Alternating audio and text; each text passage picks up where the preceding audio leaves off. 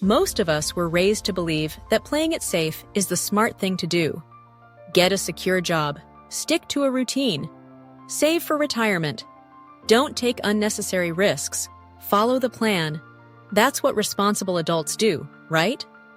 But what if I told you that playing it safe might actually be the riskiest move of all? Let's break that down. See, when people say they're playing it safe, what they usually mean is they're choosing what's predictable, what's familiar, what's expected. But predictable doesn't always mean fulfilling.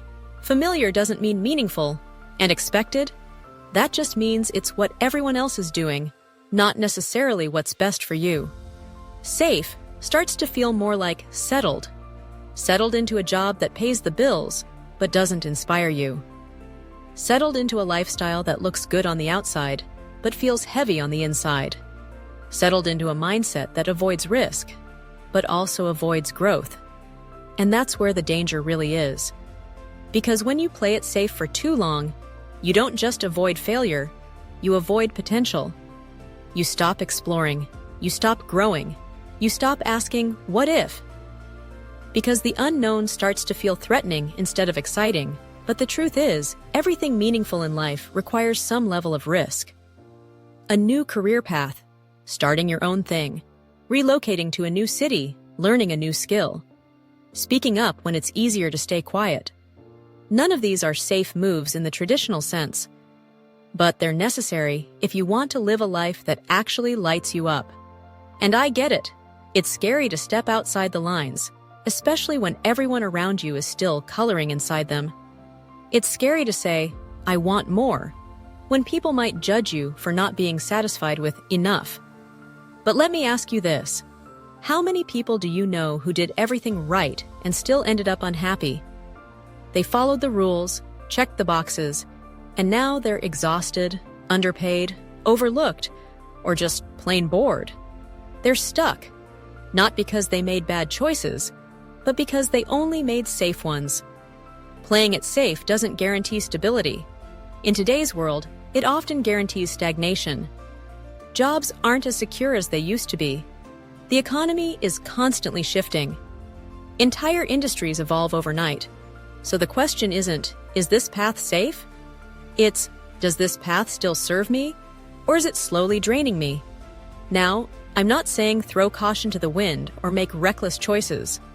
I'm saying be bold, not blind.